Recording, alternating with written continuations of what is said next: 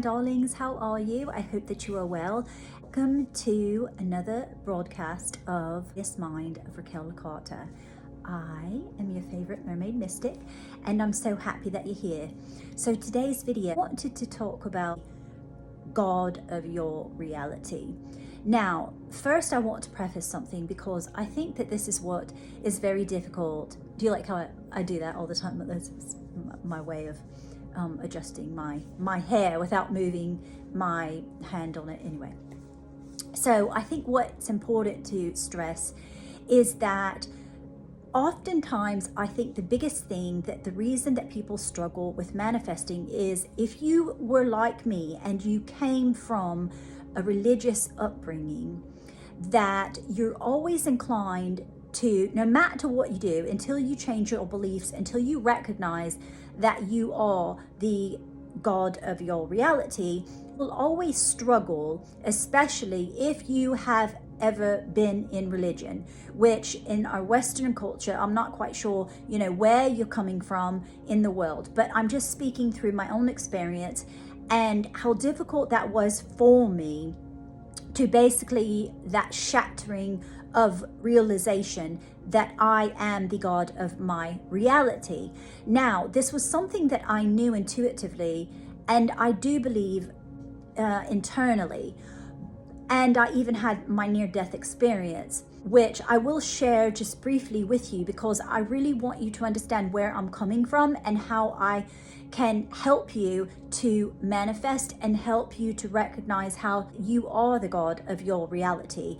Because if we continue to look at God as outside of ourself, that it's this person that we see externally from the outside version of us looking outwardly, that this is this person that we are under the dictation of, which is a fallacy. It's not accurate. It's absolutely not accurate. And I am living proof that it's not accurate.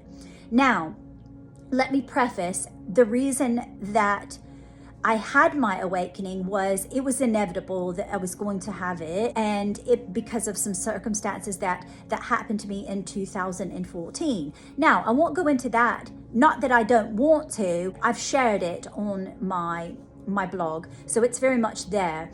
It's just that I really want to hone in and focus on where this realization and this basically becoming aware, being able to create life the way that I wanted it to be created. So it started when I was in the midst of having my first son, Carter. Carter was a C-section baby because he was breech. So the doctor tried to turn him and it was unsuccessful. And this was a very difficult experience for me because I was pregnant. This was my first child, and I knew that I had to have a C-section, and I felt very inadequate. Now, that stems once again from me coming from a state of being raised in very, very strict religions, okay? So I've told you, darling, dear mermaid hearts, this many, many times, but let me share it if you're first to this video and you've not been following my channel for very long. I grew up, I was born and raised Pentecostal Church of God, and I was that until I started to go into the Mormon church when I was 15, but I was not allowed to join it until I was 17. So then when I became 17, I joined the church, obviously because of a boy, because of my ex-mate. And I wanted to, don't get me wrong, but at that time I wanted to. And then I was a Mormon until all the way up until I think I was 43 or 44 years old. And so, but when I was in delivery and I was having Carter, I had a near-death experience. And the one thing that really struck me that I never talked about even after that day, because it really in a sense terrified me, because I did not understand the information that I was gathering and getting whilst I was under anesthesia. And I remember, it's a long story, but I remember asking the being on the light. I was seeing the light, And I remember like telepathically, I was asking this lighted source, I was like, I would really like to go. I would really like to go, because it was very, very wonderful and a warm feeling. And I remember it being absolutely so blissful, and I really, really wanted to go towards the light. And I kept asking, could I go towards the light, you know? And it was like, yeah, you're more than welcome, was what I kept hearing. You're more than welcome. And then I also remember myself asking the lighted source, what is this life all about? I don't understand. What is the purpose of this life? I don't understand it. And the same thing that kept being reiterated to me every single time with this calming, reassuring notion was, I was looking down. So I was on the left side above my body. I was floating above my body. And I remember looking down at all of the people that were working on my C-section. You know, there was a sheet that was up in front of my belly, and there was like 5 or 6 people there, you know, the doctors and the nurses and all of those people. And I remember looking down at them, and the source light had said to me, obviously again telepathically, that you are a god. All of those lovely people working on you are gods as well. You're all gods working for one united purpose, for the collective consciousness of man. And you are all gods. That it kept saying, you are all gods. You are a god, they are a god, he is a god, everyone is a god. And I remember wanting to go towards the light. And I was like, I really, really want to come. I really want to come with you. And it was like, you're more than welcome. You're more than welcome. But something kept tethering me too. And I know, obviously, it was me, because I said, you know, well, I think ultimately I really want to stay here and raise this child. And I knew that that was that tethering. So obviously that was my soul connection and my bond, that contract that I had made with my children. And then, so, you know, however long, I don't know how long I was under, but I was under massive anesthesia because the doctor could not get me. I guess I had like massive tolerance for pain. And so they were giving me loads of, loads of the shot to keep me under. And it wasn't working, so they gave me like a really, really large amount. And I think that's probably why I had that near-death experience. But anyway, and that's just the bits and pieces of it. But that was when I was 20 years old. I got that, well, 21, I think. I was almost 21, or I just turned 21, yeah. Just turned 21. And so I didn't know what to do with that information. And so now looking back and seeing that I believe completely in Neville Goddard, and that yes, we are the gods of our reality. We're working as co-creators with God and the collective consciousness, the great creator, okay? So, but in order for us to manifest things in our lives, right? We're always manifesting. We're just not completely aware of what we're doing. You know, we usually are doing it in a state of not realizing our power, because when we grow up in religions, we're not taught that we are a god. Like, it's an arrogance, it's a blasphemous kind of notion when people come from religion. It terrifies them. If you were to say, no, I'm a god, you're a god, it absolutely terrifies people that are religious, because they think that's blasphemy. You're going to hell. That's blasphemy.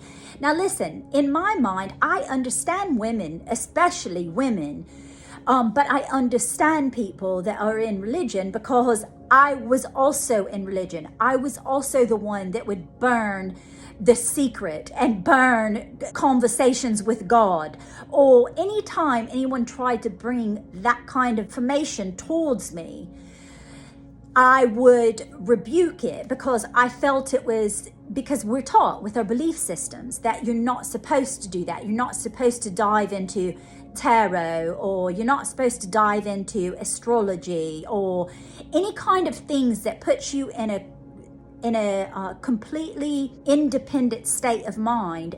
Absolutely terrifies anyone that's in religion. It just terrifies them because they have fear-driven mentality because they were raised that way. It's their belief system. I understand it. I was raised that way too. And so when you start breaking that down and you start stoning people with the truth, and that this is literally the way that it is, you start to understand, like, no, you're the God of your reality. No one's holding a little, put on a string. And it's like God saying, oh, you're good enough for this. And oh, you're not good enough for that. Oh, you've got to wait for this. Oh, you can't have that prayer answered. That's not how it works. It's absolutely nonsense on stilts. It's not how it works. And so for the longest time, I couldn't talk about it because I was very, very, very much terrified. Once again, fear-driven to share my experiences. And this is not hearsay. These are things that I have experienced. And so when people want to talk to me about, oh, that's you poor thing, or you poor dear soul, or whatever, like, I understand now, like, I get it. You're terrified of me. You're terrified of what I'm telling you because I'm stoning you with the truth. And it's very frightening when people are raised with a certain belief system. This has been ingrained and absolutely raised with this type of mindset, and that's why people get scared off. Okay, I understand that. But anyway, once you understand that you create your reality, everything you create in your life, whether you like it, you don't like it, you're creating it. And so if we can be responsible for that and understand, oh, that's silly, Raquel, why would you do that to yourself? That's not very nice. Why would you do that to your loving self? You're a God. What are you doing? And you realize you want to change things about yourself, because once you don't want to get like I was, loves. You don't want to get to the point where your life is so miserable that you want to take yourself and unalive yourself, okay? You don't want to get to that point. And what happens is, eventually you come to the point where things in life are not working, and there has to be something. The system is broken because you see other people getting what they want and they're not following any of the rules. And yet I was following all the rules and not getting a lick of what I wanted. But everyone else that was doing nothing of the sorts, they were doing all kinds of shenanigans, and they were getting everything they wanted. They were still, pull up at the temple every first Friday night and go in there and just do the things, or having an adultery, got a porn problem. They got all these issues, and nothing was working. Like, they were getting everything they wanted. They were successful. They were high up in the church. And I'm like, okay, but they're not doing all the right things, and they're still getting away with all this stuff. Like, they're doing all that. And so what happens is you start to lose faith in the people. You start to lose faith, and you start to recognize, like, this something's not right here. This is not the way it's supposed to be. Now, this is the second religion I've been in, and nothing is working out the way that it should work out. Like, nothing makes sense, But then you would go and you would ask a pastor, or you would ask a bishop or something, and it's like, oh, well, you get your reward when you die. Oh, okay, that's going to make me feel better. No, it doesn't. It didn't reassure me at all. It actually made me more unsure. And so what do? Because we want to expand. We're human beings. We are, it's ingrained in our DNA for expansion, for growth, for experience, to become expanded. That's the only way that the universe can expand, is by us expanding in human form, okay? Spirit can't do it, so it's got to use us as that mobile device for being able to experience school, earth life, okay? Then we can therefore experience these things, go back to collective consciousness, understand all of it, come back down into another life, keep doing it. You keep doing it. That's how we expand. And, you know, but anyway, so that's kind of what I wanted you to understand about why people struggle with not wanting to believe that they are the God of their reality. And it may be difficult. You might be in the type of place in your life right now that you are struggling. Maybe you're struggling with your faith. Maybe you are starting to ask questions because things are not making sense like they used to, and they're not fitting as a puzzle like they used to. And that's very normal. And so I really want you to understand that it's very normal for you to start questioning things like that, because that's exactly what happened to me, you know. Once you start to experience certain things and you thrive on education and learning and growth, this is what's going to happen. And so I'm just here. I want you to know that I'm here to guide you and to help you. If you ever need any help, you know, you ask me in the comments, and I will be more than happy to like share more videos, because I know that it can be very difficult when you don't have anyone to like, oh, I don't know what to do because I don't really know where to go from here. So I'd really like to be able to help you on that voyage, you know. And so I hope and know that this video was beneficial for you and that you derived benefit from it. And as always, I'm most affably yours till my next swim. Cheers, darlings. Toodle pip.